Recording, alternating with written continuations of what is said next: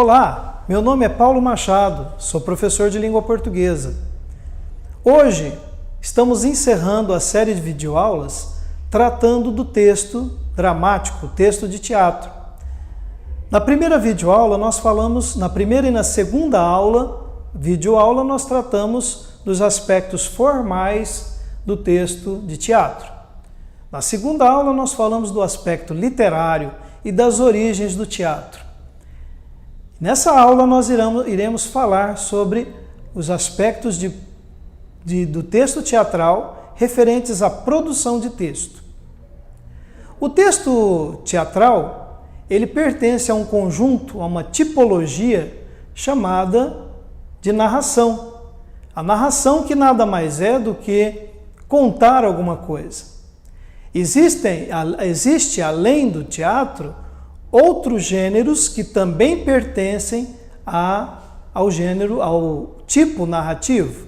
No caso, o teatro concorre, por exemplo, com o conto ou com o romance. O romance e o conto, assim como o teatro, também pertencem ao gênero narrativo.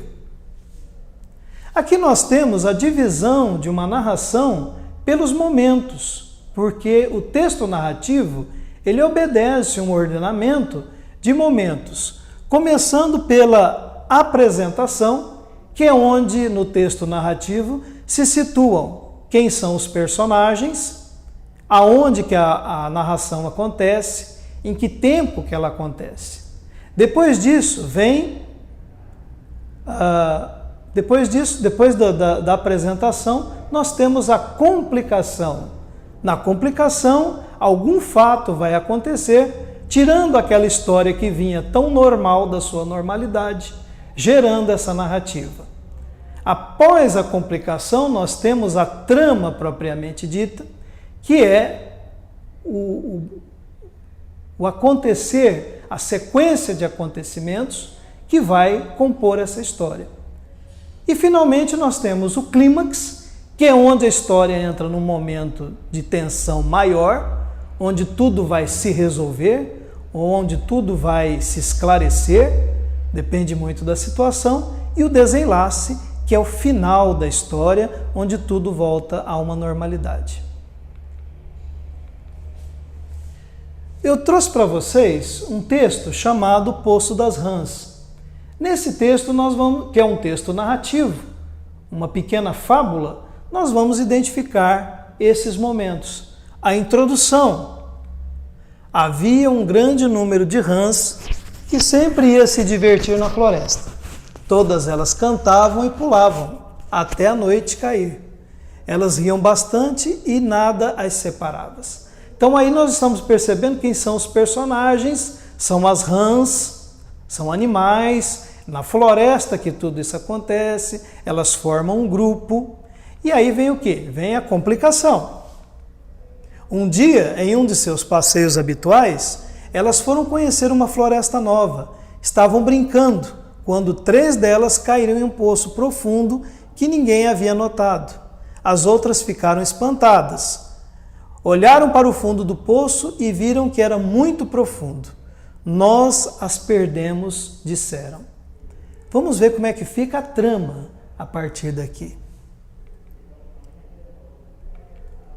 As 3 rãs caídas tentavam escalar as paredes do poço, mas era muito difícil. Elas mal avançavam 1 metro e caíam novamente. As outras começaram a dizer que seus esforços eram inúteis. Como elas poderiam escalar uma parede tão alta? Era melhor que desistissem.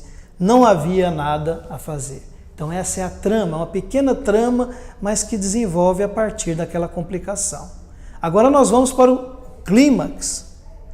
2 rãs ouviram esses comentários e desistiram. Elas achavam que as outras estavam certas.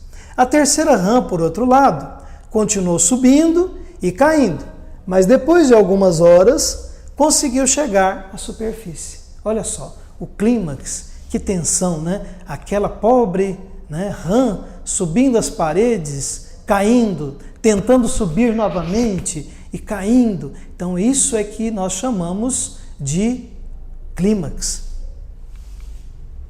e finalmente o desenlace.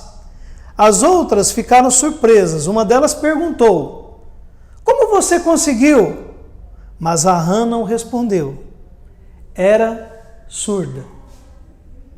Sempre tem uma moral da história nessas fábulas, né? Se ela não tinha capacidade de dar ouvidos, isso também não a atrapalhou de sair daquele lugar. Bom, agora vamos falar o plano geral de uma produção de um texto de teatro. Então você tem que fazer escolhas no caso de um texto de teatro. Quais são as escolhas que você tem que fazer? Você tem que... os elementos do texto são o tempo. Né? Você tem que situar onde que isso vai acontecer. É no momento contemporâneo, né? É no passado, na época do descobrimento do Brasil, ou lá na antiguidade, né? Nos tempos bíblicos. Né? O espaço, onde é que vai acontecer? É aqui no Brasil? É numa mata, como no caso lá do texto que a gente acabou de ver? É numa escola, é numa igreja? Aonde acontece esse texto? Né? Os personagens, quem são? Personagem principal, personagem secundário, né? Os figurantes, aqueles que só ficam ali na cena mesmo, quase uma composição do cenário. Estrutura do texto teatral. Na estrutura do texto teatral, a gente tem dois textos, na verdade. Um texto principal e um texto secundário. O texto principal é constituído pelo diálogo entre os personagens. É discurso direto. Como eu falei na nossa segunda aula, que você pode rever. Como que é o discurso direto? No caso do teatro, a fala dos personagens é identificada pelos seus nomes, inclusive. Tendo dúvidas, vamos retornar lá para ver como que funciona. E o segundo, o texto secundário. O texto secundário é a orientação, como que aquela ação vai acontecer. É para a pessoa ficar calada, ficar quieta, só andar de um lado para o outro. Então, essas informações também aparecem nesse gênero como um texto secundário. Né? Escolha de subgênero. Você pode fazer uma escolha de um subgênero também. Que subgênero, professor? Vai ser um texto comédia? Vai ser um texto tragédia? Vai ser uma história muito triste que provoque a reflexão das pessoas a partir de acontecimentos dramáticos propriamente ditos? Ou será uma história cujo objetivo é provocar a reflexão a partir da graça, da brincadeira? Então você pode fazer essa escolha também. Aqui eu tenho um pequeno texto, uma fábula também, e eu vou colocar apenas para mostrar e propor uma atividade que você possa fazer para exercitar a capacidade de criação de um texto de gênero dramático. Então vamos ver, o texto chama A Raposa e a Cegonha. A raposa e a cegonha mantinham boas relações e pareciam ser amigas sinceras. Certo dia, a raposa convidou a cegonha para jantar e, por brincadeira, botou na mesa apenas um prato raso contendo um pouco de sopa. Para ela foi tudo muito fácil, mas a cegonha pôde apenas molhar a ponta do bico e sair dali com muita fome. Sinto muito, disse a raposa. Parece que você não gostou da sopa. Não pense nisso, respondeu a cegonha. Espero que, em retribuição a essa visita, você venha em breve jantar comigo. No dia seguinte, a raposa foi pagar a visita. Quando sentaram à mesa, o que havia para jantar estava contido em um jarro alto, de pescoço comprido e de boca estreita, na qual a raposa não podia introduzir o focinho. Tudo que ela conseguiu foi lamber a parte externa do jarro. Não pedirei desculpas pelo jantar, disse a cegonha. Assim você sente no próprio estômago o que senti ontem. E aí sempre, numa fábula como essa, vem o moral da história. Moral da história. Antes de agir mal, pense que podem lhe retribuir na mesma forma. Então aqui nós temos um texto, como vocês viram, é um texto narrativo também, e nós vamos propor uma adaptação desse texto para o teatro, do gênero dramático. Como eu já falei para vocês em aulas anteriores, sobretudo na primeira e segunda aula, o texto teatral não tem a figura do narrador. Então, como fazer isso sem utilizar o narrador? É o que a gente vai ver a seguir. A Raposa e a Cegonha, versão para teatro. A iluminação, veja que no início nós temos o quê? Um texto secundário. É uma rubrica, uma orientação. A iluminação vai aos poucos aumentando, o galo canta, assim como os passarinhos. A raposa e a cegonha, espreguiçando, saem de suas casas, dando a entender que estão acordando naquele momento. Viu? Isso não é um narrador que vai dizer isso. Isso é orientação, isso vai acontecer. A luz vai aumentar, os pássaros, né, vão cantar juntamente com o galo, né, e a luz vai aumentando, dando a entender o amanhecer, elas saem todas se espreguiçando, né, e aí começa a peça de teatro. E aí, veja bem, tem as falas identificadas. Bom dia, dona Cegonha. Bom dia, dona Raposa. Como tem passado? Muito bem, e a senhora? Ótima. Nós nos conhecemos há tanto tempo, mas nunca fizemos uma só visita uma à outra, não é? É verdade. Agora continua com o texto secundário. Continua varrendo sem dar continuidade à conversa. Tá? Ela corta o assunto ali, ficam as duas caladinhas só varrendo. Raposa, resmunga, falando para o público. Então ela vai dizer isso para o público, fazendo de conta que a outra personagem não está vendo. Ela vai conversar com o público. Ela está apenas se comunicando com o público nesse momento. Essa cegonha já está muito sem graça, nem para me convidar para um chazinho depois da minha insinuação. Mas ela vai se ver comigo.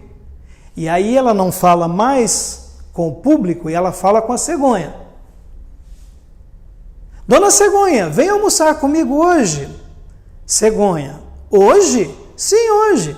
Ah, claro que sim. Bom, você vê que aqui tem a indicação de que o texto não terminou. Apenas é uma sugestão. Né? Um texto como aquele que a gente leu pode ser adaptado assim. E aí vem a proposição de uma atividade para que você nos retorne e a gente possa saber, possa entender se você realmente compreendeu e possa orientá-lo no sentido de aprender mais. A atividade é: dê continuidade à adaptação do texto A Raposa e a Cegonha, que você começou a ler no quadro anterior, atento às características próprias do gênero teatral. Então é isso que você vai fazer como uma atividade final dessa nossa última aula, é a tentativa de produzir um texto dramático. E tem ali o início, que eu comecei adaptando então aquele texto. Você pode ler novamente aquela fábula e dar continuidade àquele texto, contando toda a história. Como você tem feito das outras vezes, deve me encaminhar pelo e-mail, pelo meu e-mail que está ali também, para que possamos ler o seu trabalho, dar as orientações corretas, dizer o que você pode melhorar ainda no seu texto. Não se esqueça de identificar a sua série e o seu nome, para que a gente possa identificar o aluno, né, de qual origem que é. Você pode também tirar dúvidas pelo WhatsApp. Você já tem meu número, é só entrar em contato e tirar as suas dúvidas. Muito obrigado, espero que essas aulas tenham colaborado para que você entenda um pouco mais sobre os mecanismos dos textos no nosso idioma português, nos aspectos formais, nos aspectos literários e mesmo na produção de texto. Muito obrigado e até a próxima!